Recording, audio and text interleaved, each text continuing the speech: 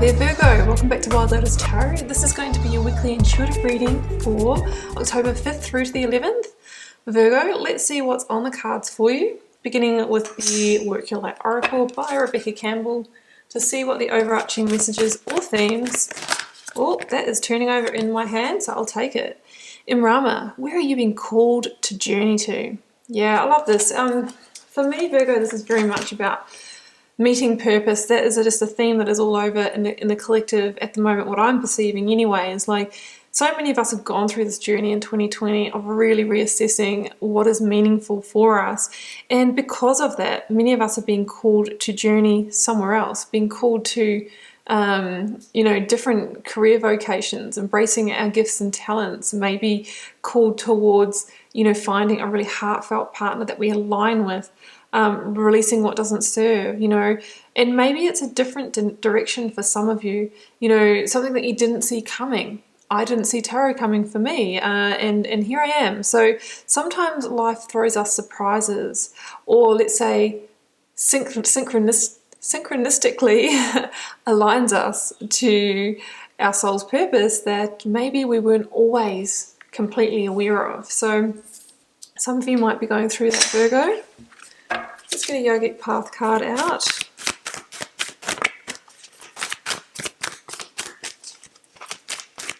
Virgo.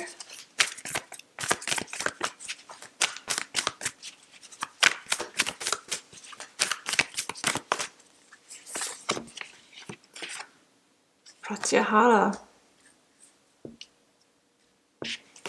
So Virgo, Pratyahara is the control of the senses, and it says maybe you've recently let go of some distractions in your life and everything is upgraded. Yeah, one step closer to Imrama for you. You've realized that holding on to these things, whether it's relationships or people or a place that doesn't serve you, all of those different things, or maybe habits as well, has maybe kept you anchored to the physical world, and you're really ascending now. And sometimes we have to let go of attachments, even those that are less obvious, right? So it's about listening to your truth and moving closer to that, and that's what's going to help you move further towards your, I should say, closer towards your calling, Virgo. Let's get out the tarot story, beginning with the energy of the recent past. Energies leaving, completing, or transitioning in your life. What you might be journeying. Knight of Wands, yeah. Moving away to move towards, maybe. Let's get your focus energy, current or focus energy, please, for Virgo.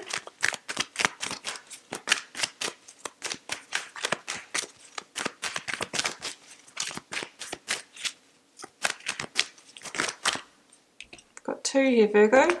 We have got, oh yes, Six of Swords. And all the Hierophant, yes. Let's get out the near future outcome energy. I just laugh because it's very aligned with what we've just spoken about. Oh, look what's at the end of it. Ace of Cups. My goodness. Moving closer to your calling, to your fulfillment, to having those senses really overflowing. And the King of Wands, card of Leo at the bottom of the deck.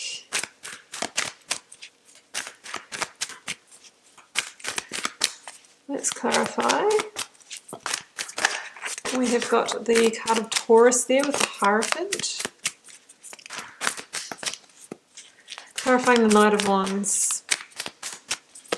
There we go, that's flipping, I'll take it. Seven of Wands, yep. Clarifying the Hierophant with, well, there it goes. There it goes, and I've just done Capricorn, and they had the starseed or Fool at the end of their reading as well. You can just really see the shaping up of this reading here. Clarifying the Ace of Cups. There it goes, the Moon. And I have Leo on this side of the reading too, with the Strength card, the Major Arcana. So some of you may be dealing with Leo. Absolutely. Okay, here we go. Recent past here, Virgo. Justice is appearing there too. Strength, Knight of Wands, and the Seven of Wands. you are being really called to have the strength and courage to move away from something that not only wasn't in alignment with you, Leo, but really felt like a push uphill. You know, the Seven of Wands for me is the swimming against the current card, when really we want to be dancing with ease, grace, and flow through life, right? And when it feels really hard and like everything is just, we're having to work so hard to make things happen in life, sometimes it's an indication that we're flowing against the current and we need to make a change. And I'm feeling like, you know, you are changing directions here this week, right? You've got the higher ground. You know, yes, you might have had to defend yourself in a situation and push, but I really see you making a fundamental shift here with the Knight of Wands to turn around and go towards a new frontier here. Like in the Knight of Wands, the card of Sagittarius, I always see the 3 sand dunes down here, and 3 is the number of manifestation and new creation in the tarot. And then we've got the Fool here as well. So it's about knowing where to, you know, put your time, effort, and energy, your wand, in order to make that happen. And it's funny because seeing the Knight of Wands facing this direction rather than the future, it's like sometimes you need to move away from something. That's what I'm seeing. And then we have a moving towards with the Six of Swords that's coming. So it's almost like, oh, we thought this was it, but we've got to turn around and back away from that situation, right off into a new sunset is what I'm seeing. It's going to take strength and courage. You know, sometimes we need to face our own inner demons. Sometimes we need to face our own ego. Maybe the ego thought whatever the situation is that you are moving away from was a really good idea at one stage. But sometimes we have to listen to the higher self, you know, listen to the heart rather than the head. And that heart may be calling you to journey in a new direction, and then towards Imrama, right?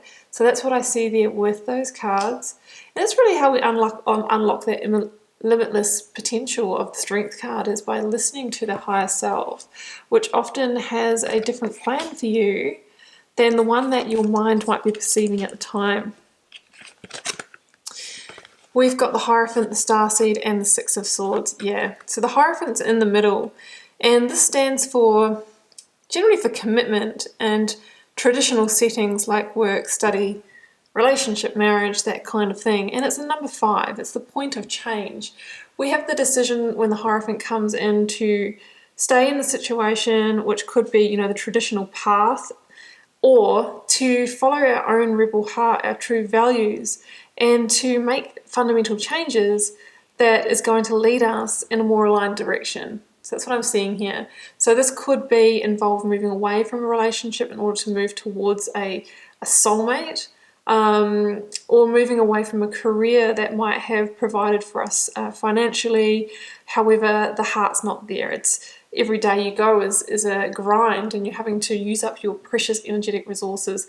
Whatever it is for you, it's saying, you know, there's a bit of a question around here of aligning something more deeply in your life. The Six of Swords is about making that necessary rite of passage to move away from what has kind of maybe made you feel emotional discomfort or tumultuous emotions, or just, you know, stress or tension, towards calmer waters, smoother sailing. Number 6, towards healing, towards balance, towards joy, love, harmony. And it says that, you know, it's kind of with a heavy heart, because we really wanted what we're moving away from to work out. But there's a bigger calling at play. The Hierophant is a card of spirituality and faith. So it's saying there is a bigger calling. The divine is calling you to a bigger calling here. This week, Virgo, is a fundamental step on moving closer towards that. Because we have the Fool here, right? The biggest card of fresh new starts in the tarot. Number 0, it slots in anywhere. It doesn't matter where you are in your life, guys. You know, we can always find ourselves thrown into the fresh new start. However, there's free will. You don't have to walk the Fool's journey. You don't have to take the necessary rite of passage. But generally, when we ignore that calling, we stay in the Seven of Wands energy, which is the everything just feels really hard and I'm really drained all the time and nothing's working for me. And that can be the indication that we're actually moving closer to a tower moment, when the universe steps in to put us on course when we won't do it for ourselves. So the Fool energy is really that energy of taking those first tentative steps, taking that leap of faith into a new commitment, even though we don't really know how it's all going to play out. You know, we can never really know how it's all going to play out, but sometimes people try to do all the homework and get the facts and figures, or really sound out that person on exactly what vision they have for their life to find out if we're aligned. Well, sometimes we don't have the opportunity to do that. But the Starseed or Fool card says, you know, can you just start walking that path anyway, but feel into your instincts, feel into your heart, what feels right for you. If it feels right, do it. And yeah, take limited baggage of the past. We're starting a total new venture, you know, towards, we're at the 5, we're at the turning point, and we're heading towards, you know, maybe the 10, I was going to say 9 or 10 of cups, because the 9 of cups there, towards wish fulfillment, towards the 9s and 10s, right? What we do now fundamentally changes the course of what we head towards. I love seeing that there. So in your outcome position, Ace of Cups, the Moon, King of Wands, and we've got the 9 of Cups over there. Yeah, we're moving closer to what fulfills us on an emotional level. Ace of Cups, that's what I'm seeing here. For some of you, that could be love. For some of you, that's finding the work that is also makes us feel like joy when we do it, makes us feel happy about going to work, makes us feel like we're flowing, we're dancing with that ease and grace. It can just be feeling, you know, wonderfully fulfilled on many different levels, spiritually as well. The moon here can mean different things, but you know, it's the card of Pisces. But for me, I feel like this is hidden blessings. Like, it can be things happening behind the scenes. Sometimes it talks about deception or betrayal, but I'm not feeling this in this reading. I'm kind of thinking, whatever I'm doing, I'm kind of feeling that this really is about the subconscious calling being revealed to you, and the fact that that is a hidden blessing. So that's what I'm feeling in the moon. It's about moving closer to those natural cycles, moving closer to your cycle of alignment, right? And it's leading you towards this. Now, the King of Wands here, the other card of Leo in this reading, is an interesting energy, because this is the energy of discernment. You know, he's a visionary. He's seeing the opportunities that are aligned, and then choosing those that really suit to put the time, effort, and energy, his wand of power, into. So it's about knowing, you know, with that clear vision, where am I headed? And then I'm going to just be really careful and discerning of the people I choose to journey that with me, the clients I choose for my business, the friends, the people I surround myself with. He's really tuning into that and not just allowing everything to come into his energy field, right? So that's what I'm seeing here. Be really discerning. Put your time, effort, and energy in what aligns and what's going to help you on your quest, on your frontier here, the Knight of Wands, towards your new calling. Step into your power. Step up and lead. You know, the King of Wands is knowing when to use your divine masculine energy, your doing energy, but also keeping balance with your being energy, the divine feminine energy of the moon here. Really finding that balance within you to make happen what you want to make happen, to find your fulfillment, to transform. Ace of Cups. And where's it heading?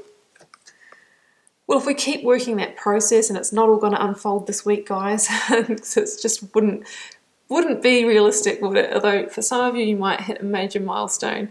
But there's the real promise that we're on the path to the 9 of Cups. You know, the path to contentment, the path to our wishes being fulfilled, the wishes that are revealing themselves as your true calling with the moon and that hidden blessing. The 9 of Cups doesn't come to somebody who has just had those cups given to them, or just landed there by opportunity, you know, just by chance. The person in the 9 of Cups has done the work, and that's why this person is sitting there proud, content, with those cups on display. So it's about putting in the work of alignment, you know, constantly moving closer towards your calling by putting your time, effort, and energy in the right place, embracing the new. And sometimes in order to do that, of course, where we started with this reading here, Virgo, is the moving away from what doesn't align with that, what doesn't serve us, which Pratyahara spoke about at the start. Okay, my Virgos, I'm going to leave it there, and I hope you enjoyed this reading. Do keep in mind it's a general reading. for the collective, so it's not going to resonate with everyone or be everyone's story. I'm sure there are pieces in it that will resonate for a lot of people though. Feel free to drop me a comment if you're called to share. I do read them all and try to respond to as many as I can. Helps me get to know you guys and connect through energies, and see you back here next week for another message.